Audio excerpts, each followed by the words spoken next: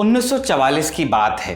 अक्टूबर का महीना था और अमेरिका का जंगी बेड़ा फिलीपींस के पास लेट नाम की एक खाड़ी तक पहुंच चुका था। जापान के अधिकतर लड़ाकू विमान नष्ट हो चुके थे, उनकी एयरफोर्स जर्जर हालत में थी।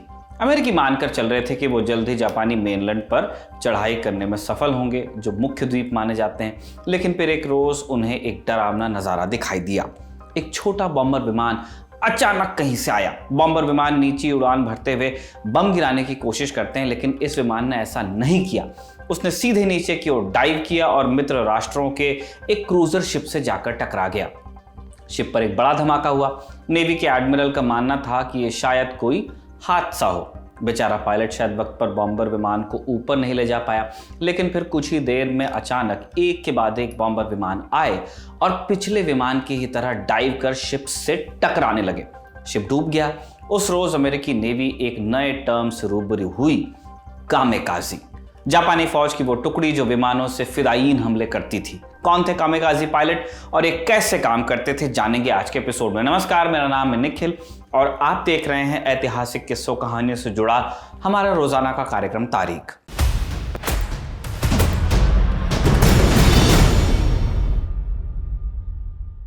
सेकेंड वर्ल्ड वॉर के दौरान पश्चिमी मोर्चे पर जर्मनी के 50 लाख सैनिकों ने मित्र राष्ट्रों की सेना के आगे आत्मसमर्पण किया, लेकिन पूर्वी मोर्चे पर जापान के सिर्फ 5% सैनिक आत्मसमर्पण के लिए राजी हुए।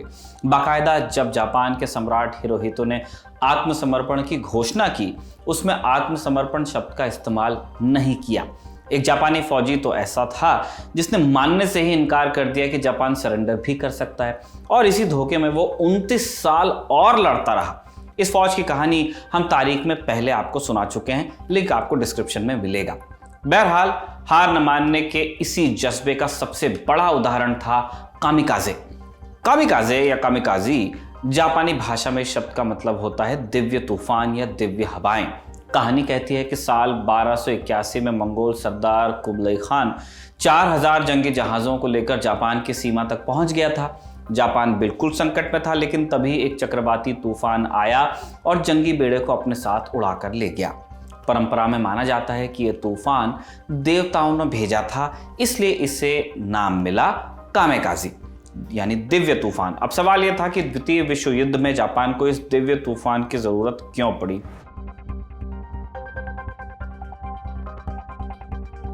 उन्नीस 1944 तक जापान युद्ध में पिछड़ने लगा था। खासकर उनकी एयरफोर्स जर्जर हालत में थी। उनके कई विमान नष्ट हो चुके थे और कई सीनियर पायलट्स अपनी जान गंवा चुके थे। जापान पर इन्वेजन का खतरा मंडरा रहा था तब। ऐसे में जापानी नेवी के एडमिरल ओनिशी ताकेशिरो ने एक नया प्रपोजल दिया, प्लेन को मानव मिसाइल में बदलने का प्रपोजल। रैमिंग अटैक्स एक तरह के जैसे अब हो रहे हैं। इसमें होना क्या था, पुराने जर्जर विमानों को ठीक कर उन्हें उड़ने लायक बना देना ताकि उस पर बैठकर फिदायीन हमले किए जा सकें। इन्हें नाम दिया गया कामेकाजी। अक्टूबर 1944 में लट खाड़ी की लड़ाई में पहली बार कामेकाजी पायलट्स ने हमला किया। इन हमलों से जापान की सेना में एक नए उत्साह का संचार हुआ और जल्द ही हजारों पायलट कामेकाजी के लिए तैयार किए जाने लगे। सीनियर पायलट्स की कमी थी, इसलिए स्कूल कॉलेज से 19-20 साल के लड़के इस काम के लिए भर्ती किए जाने लगे। भर्ती होने से पहले उन्हें एक फॉर्म दिया जाता था जिसमें उनके पास कामेकाजी बनने या न बनने का ऑप्शन होता था। हालांकि ऑप्शन सिर्फ नाम के लिए था। न कहने पर लड़के को खरी खोटी सुनाई जाती, उसके परिवार का सामाजिक बहिष्कार कर दिया जाता। इसलिए अधिकतर यही माना जाता था कि लोग वॉलंटियर करने को आतुर हैं। सिर्फ परिवार के पहले बेटे को कामेकाजी नहीं बनने दिया जाता था ताकि वो परिवार का नाम आगे ले जा सके, सरवाइव करे। जापानी एयरफोर्स के कैप्टन के अनुसार इस मिशन के लिए इतने लोग वॉलंटियर करने को तैयार थे कि हम उन्हें मधुमक्खियों का झुंड कहा करते थे। और मधुमक्खी, जैसा आप जानते हैं, एक डंक मारने के बाद खुद भी मर जाती है। इन पायलट्स को ट्रेनिंग देने के लिए वक्त कम था। ऐसे में फौज के अधिकारियों ने एक जुगाड़ बिठाया। पायलट्स को सिर्फ टेक ऑफ की ट्रेनिंग दी गई, क्योंकि उनके अनुसार उन्हें लैंड करना नहीं था। कई बार तो उनके प्लेन के लैंडिंग गियर हटा दिए जाते ताकि प्लेन हल्का रहे और उसमें ज्यादा से ज्यादा विस्फोटक भरा जा सके। डाइकिची इरोकोवा नाम के एक जापानी इतिहासकार हुए। द्वितीय विश्व युद्ध के दौरान उन्होंने लड़ाई में हिस्सा लिया था। अपने संस्मरणों में वो बताते हैं कि कामेकाजी पायलट की ट्रेनिंग बहुत क्रूर हुआ करती थी। इरोकोवा लिखते हैं, ट्रेनी को बेवजह बार बार तब तक मारा जाता था जब तक कि वो जमीन पर न गिर जाए। इसके बाद जैसे ही वो खड़ा होता उसे दोबारा मारा जाता। इस ट्रेनिंग के पीछे विचार था कि इससे फाइटिंग स्पिरिट डेवलप होगी, लेकिन इरोकोवा के अनुसार होता उल्टा था। वो लिखते हैं, हमें एक मैनुअल मिलता था जिसे बार बार पढ़ना होता था ताकि हम ये समझ पाएं कि 20 साल की उम्र में हमारा मरना क्यों जरूरी है। इरोकोवा के अनुसार अधिकतर कामिकाज़ी पायलट ऐसे थे जिन्हें युद्ध का कोई अनुभव नहीं था। उनके मन में दुश्मन के लिए नफरत भी नहीं थी। उन्हें बस एक बात पता होती थी, वो ये कि सम्राट ही उनका भगवान है जिसके लिए मरना भी इज्जत की बात है।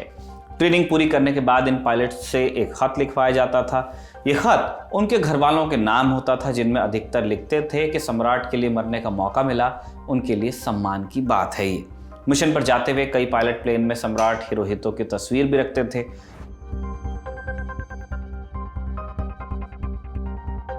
इरोकोवा लिखते हैं कि ऐसा बिल्कुल नहीं था। अगर टारगेट नहीं मिलता तो पायलट लौट आता था। हालांकि एक बार ऐसा हुआ कि एक बेचारा लड़का जो अभी अभी यूनिवर्सिटी से निकला था 9 बार लगातार बिना हमला किए वापस आ गया और उसे गोली मार दी गई। जापानी पायलट्स को जो मैनुअल दिया जाता था उसमें हमले की पूरी तकनीक लिखी रहती थी और उन्हें उसे कंठस्थ भी करना होता था। मैनुअल के अनुसार जमीन से टेक ऑफ कर पायलट नीचे अल्टीट्यूड पर उड़ान भरता। ऑल्टीट्यूड नहीं पकड़ता, मतलब जमीन के पास उड़ता ताकि रडार उसे न पकड़ सके। सबसे अच्छा ऑल्टीट्यूड 3000 मीटर का माना जाता था। जैसे दुश्मन नजर आता प्लेन 500 मीटर तक नीचे आ जाता और फिर 45 डिग्री के एंगल पर गोता लगाकर अपने निशाने पर जा टकराता।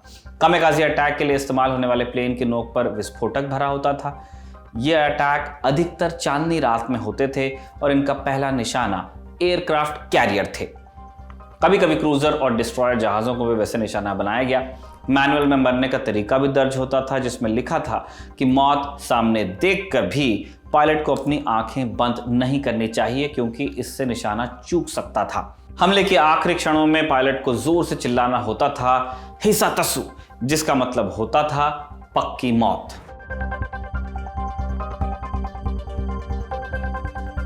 कामिकाज़ी पायलट्स का सबसे बड़ा इस्तेमाल ओकिनावा द्वीप की लड़ाई में हुआ। ओकिनावा जापान के मेनलैंड से करीब 650 किलोमीटर दूर है। मार्च 1945 में मित्र राष्ट्रों की सेना ओकिनावा पहुंच चुकी थी, जहां द्वितीय विश्व युद्ध की आखिरी बैटल लड़ी गई। ओकिनावा में अमेरिकी नेवी का 5वीं जंगी बेड़ा तैनात था, 5th फ्लीट, जो दुनिया का सबसे बड़ा जंगी बेड़ा था तब। इसमें 535 जंगी जहाज थे, लेकिन अमेरिका के लिए एक बड़ी दिक्कत ये थी कि वो चारों तरफ से एक्सपोज्ड थे। जंगी बेड़ा एक जगह पर खड़ा था, जिसके कारण जापान के लिए उनकी पोजीशन पता लगाना बहुत आसान था। ओकिनावा में यूएस की 5th फ्लीट को नष्ट करने के लिए 2000 से ज्यादा कामिकाज़ी हमले किए गए।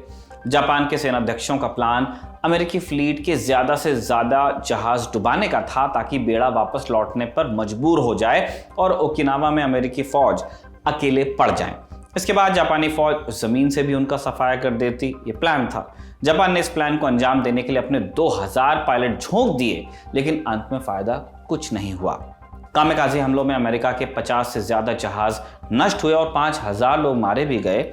इतने ही घायल हुए, लेकिन फिर भी यह हमला नाकाफी रहा। जापान की तरफ से सिर्फ प्लेन से हमला नहीं हुआ, आत्मघाती हमलों के लिए टॉर्पीडो का इस्तेमाल भी किया गया, जिसमें एक शख्स बैठने की उसकी जगह होती थी टॉर्पीडो में और वो टॉर्पीडो को सीधा शिप से टकराता था। अगेन एक रैमिंग अटैक, इन्हें काइटन कहा जाता था। तमाम हमलों के बाद भी जापान अमेरिका को ओकिनावा में रोक नहीं पाया। कामिकाज़ी हमलों में जापान के 7000 पायलट्स मारे गए, लेकिन जीत अमेरिका की हुई। हालांकि ओकिनावा की जंग से अमेरिका को यह पता चल गया कि जापानी मर जाएंगे, लेकिन आत्मसमर्पण वो नहीं करेंगे। माना जाता है कि कामिकाज़ी हमलों के चलते ही अमेरिकी राष्ट्रपति हैरी ट्रूमन ने जापान पर परमाणु हमले की मंजूरी दी थी। युद्ध के बाद एक अद्भुत बात जो पता चली वो ये थी कि जापान ने 5000 के करीब प्लेन बचा कर रखे थे, जिन्हें कामिकाज़ी अटैक के लिए तैयार किया गया था। इनका इस्तेमाल तब किया जाना था जब अमेरिकी फौज जापान के मेनलैंड पर हमला करती। हालांकि इसकी ज़रूरत पड़ी नहीं। जैसे कि हम जानते हैं, यूएस ने जापान के हिरोशिमा और नागासाकी पर परमाणु हमला कर दिया, जिसके कारण जापान को आत्मसमर्पण के लिए मजबूर होना पड़ा। जापान के समाज में सम्राट की महत्ता देखते हुए उन्हें पद पर रहने दिया गया। हालांकि एक नए संविधान के तहत सम्राट से सारी ताकत छीन ली गई। समर्पण की शर्तों के तहत जापान को सिर्फ रक्षा के लिए एक नॉमिनल फोर्स रखने का अधिकार दिया गया और कामिकाज़ी का अध्याय हमेशा के लिए समाप्त हुआ। इसी के साथ समाप्त होता है तारीख का ये एपिसोड भी। इसे कमल ने लिखा और जतिन ने कैमरे पर रिकॉर्ड किया। आप देखते रहिए दी ललन टॉक।